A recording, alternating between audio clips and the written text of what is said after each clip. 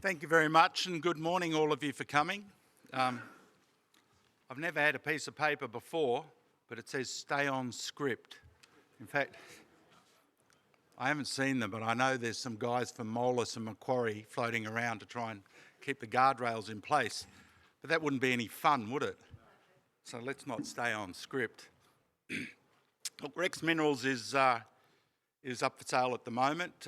We've had an offer placed for us, a very good offer, and 393 million fully diluted. I'll go to the one slide I might talk about. But this is a little bit instructive. So I'm going to have to vary the conversation a little bit, but there's no point telling you all about the project, which is very exciting. But so is the deal. And look, I just wanted to start by thanking this conference and Phil and Des, because I first came here in 2018 and Rex was 5 cents a share. As you all know, 2 years later, COVID hit and we were 2.5 cents a share. So anyone at those conferences, and there were a few, because I know they've called, they've either had a 10-bagger or a 20-bagger in the time since I first presented here. So that's a pretty good turnout, right, on the current transaction. But I just wanted to reflect a little bit on the macro and the journey, because this is a sort of slide that you might see when you follow a junior who finds something, turns into a developer. And there's a few companies here today that are somewhere on this curve. Right, so we started in 2007. So Rex Minerals has seen off 8 prime ministers. Australian debt was about, 58 billion when we started. It's on 980 billion today.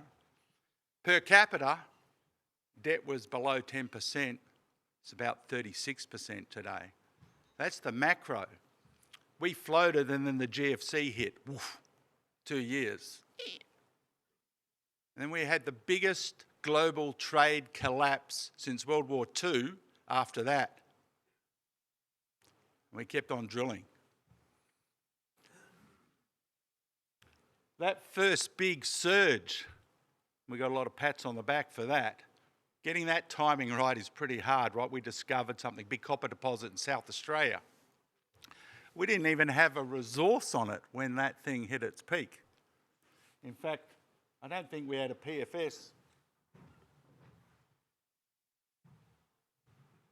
until we about back there. And then we spent from about 213 to 221 permitting the project in South Australia. We bought the farm.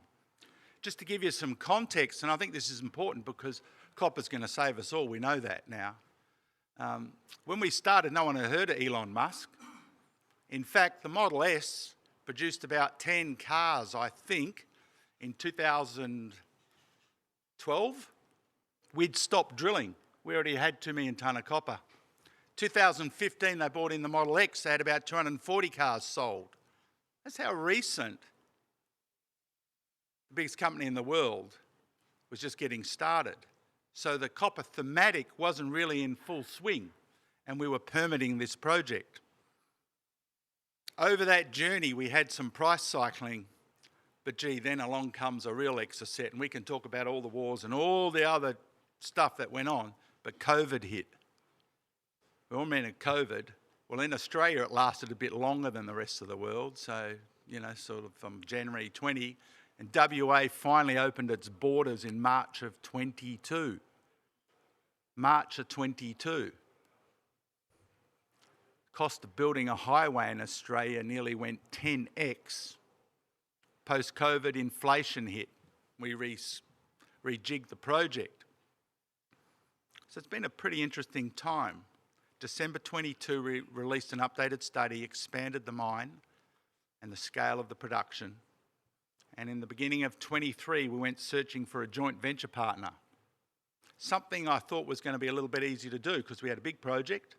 It was copper, everyone loves copper, and gold. And we'd done all the hard work. Well, we've spent the better part of 18 months in this process. And Australians love to be first to be second. But we've found a partner who really does love the project, and they acted swiftly and with conviction. They put a bid up for Rex, it's 47 cents a share.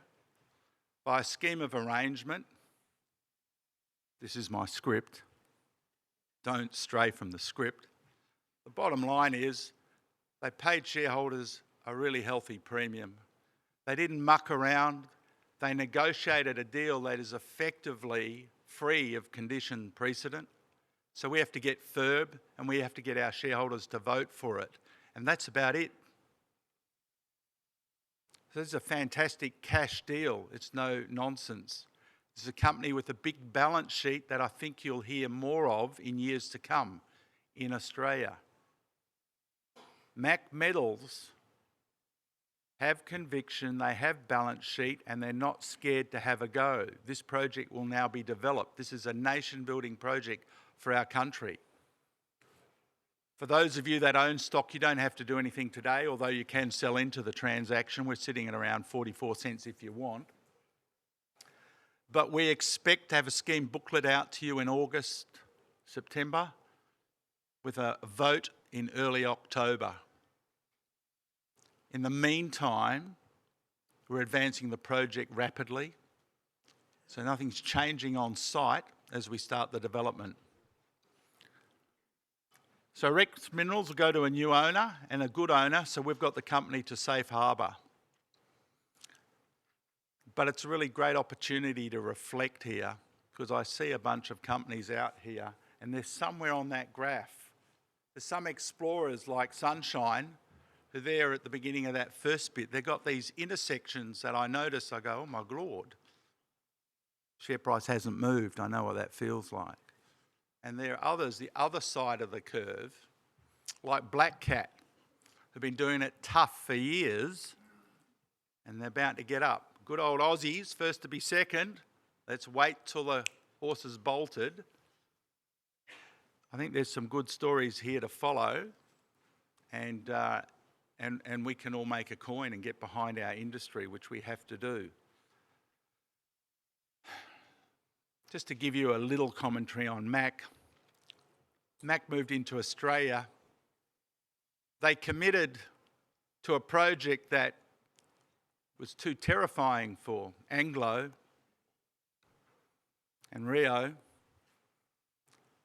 They've got a 10 million tonne coal mine operating in New South Wales at the moment from scratch. They're very keen on the copper thematic, and they've moved quickly with Rex. They're owned by the Salim Group in Indonesia. For a lot of people in this room, you wouldn't be familiar, and I've heard a lot of, uninformed commentary. Well, let me tell you, some of the other thing I've been doing business with has been the major international banks. And they've all told me what a first-rate organisation the Salim outfit is, and they will back them every day of the week. So they have no problem accessing capital too. So I think this is going to be a very interesting company because they're prepared to do things that a lot of the Australian listed miners have lost confidence or capability to do. That's back development. It's easy to buy operations. It's a different thing to explore, find something permanent and develop it. That's a bit of a journey. You've got to be agile and you've got to be intelligent and you've got to have determination. You've got to take on some risk. It's fascinating. We're now getting a lot of support from government. South Australian government, I would say South Australia is easily the second best state in Australia to do business in. Western Australia still is number one, I think. But I tell you what, the South Australians are pushing hard. If you visit South Australia today, you will see pictures of copper mines on the public transport. That's how hard the government's pressing ahead. I'm not going to talk you through our project, but I just want to leave you with one image. This is one group of 8 district schools who visited our site. When they rocked up, all 300 kids and their teachers thought mining was evil. Well, they knew mining was evil, right? When we explained it was copper, It's called the Copper Coast, but they didn't really know what copper's used for. There's a year 10 and year 12 kids didn't actually know that the electrical cable in their house was made of copper. They didn't know it. They're year 10 and 12. Mining's evil. We explained, because they're not worried about nuclear war, they're just worried about CO2. We explained that copper's going to save them. So by midday, they were queuing up to get in the simulators, and they loved it. And the government put $1.5 million behind us to back training. And kids from school have asked us for another 8 schools to go through the project. So we can decontaminate these children who have been contaminated by our education system, right? We can totally get them back on board. And we need to do that, right? I mean, it's not tech, it's not sexy, but there's only about 3 or 4 years in the history of Rex that you would have lost money if you bought at one of those peaks and sold early. But if you invest, as opposed to placing a bet on the horses, if you invest, I think you can generally do okay in this sector. And I'm certainly scanning out there for a truckload of companies that I want to put my superannuation into. Because I think the resources sector is going to have a resurgence, and the revenge of the miners is coming. Thank you very much.